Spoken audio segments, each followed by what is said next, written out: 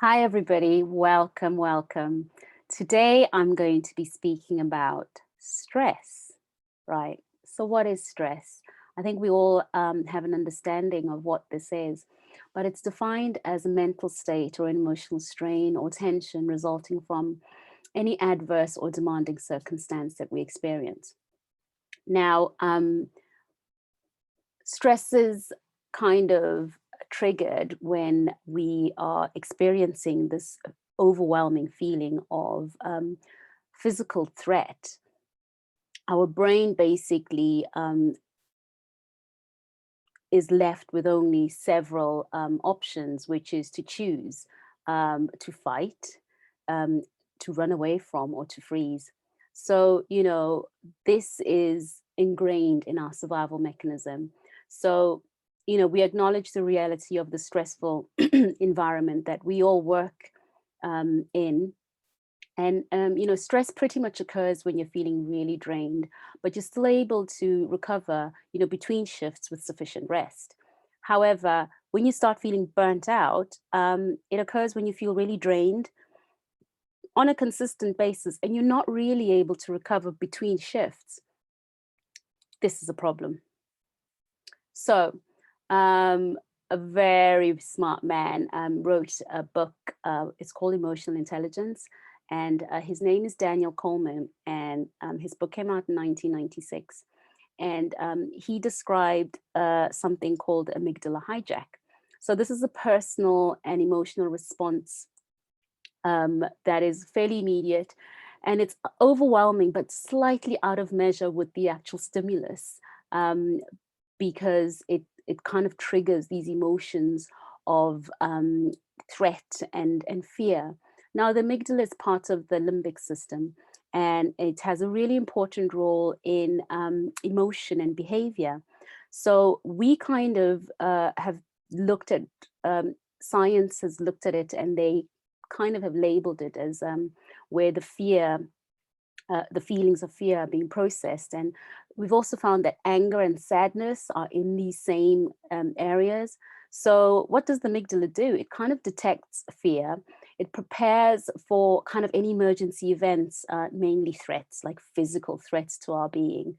And then it also, it kind of processes any positive stimuli and emotional memories of the positive stimuli and also the threat. So, when you're under this kind of situation, imagine you're being chased by a lion. I know a lot of people use this analogy, but you don't have time to have a good kind of cognitive conversation with your cortex about, all the different options.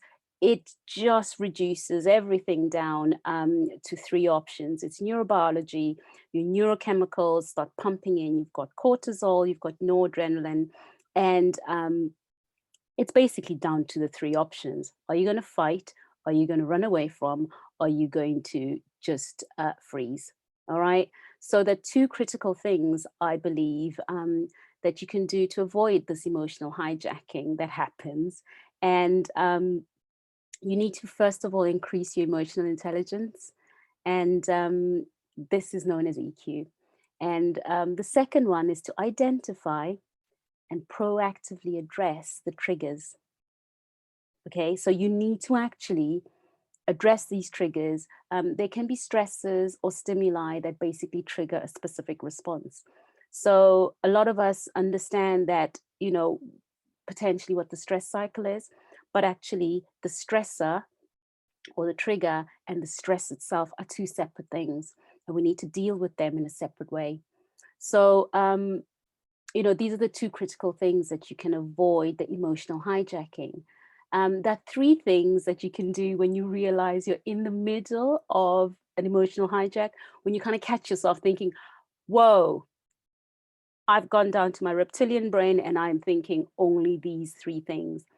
To be honest with you, in life, we're going to be exposed to stressful situations. We're going to have stresses that happen in previous times. Like I was saying, you'd be chased by some animal that's trying to eat you. Today, what's happening? You're being chased by an email.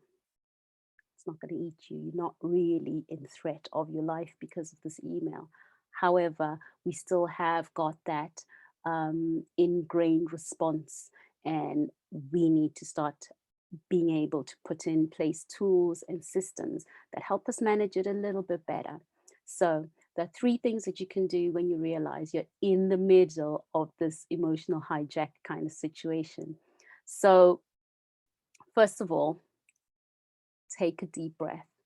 It sounds so much, people say this all the time, but honestly, take a deep breath and kind of breathe. Ideally, if you do 5 counts of breathing, 5 in, you hold it for 5 and 5 out. That's all you need to do. All right, you can do box breathing. We do 5 in, you hold it for 5, take 5 breaths out.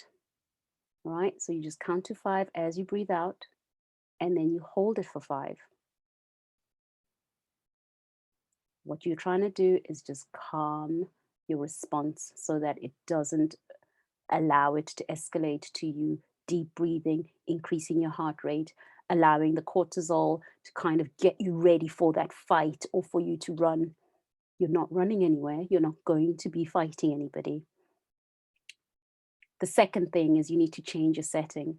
So I would definitely stand up, move around. If you're already standing, excuse yourself for a minute and then come back. So go outside, take your deep breaths in the fresh air outside, move around. Your environment is important because it kind of removes that trigger, and it just kind of clicks the brain out of that pathway that it's already set up. And it kind of buys you time. Okay, this is important. It buys you time. The third thing you need to do is try change the negative to a positive. I mean, the reality is you have an option when you're doing any kind of behavioral action response, and the truth is it's a reaction as opposed to a response. So we need to evaluate which one are you doing. If you react, you tend to lash out. You might even decide you're going to stay mad at the person or sulk. These are not great options. There is an option 3, which is use, the fuel to kind of turn a negative situation into a positive one. And then what happens is that the next time the same stressor or trigger happens, you will remember, oh, hang on, I recognize the stressor. I could potentially do something different with it. Okay. So that was our lesson for today. And I hope that you found it interesting. I mean, the truth is, if you go onto YouTube and you just use that, there's a 2-minute video that gives you a quick explanation about the amygdala and how it kind of works, especially in conjunction with emotional intelligence. All right. Thank you so much for joining me today. Take care, and I will see you again. Bye-bye.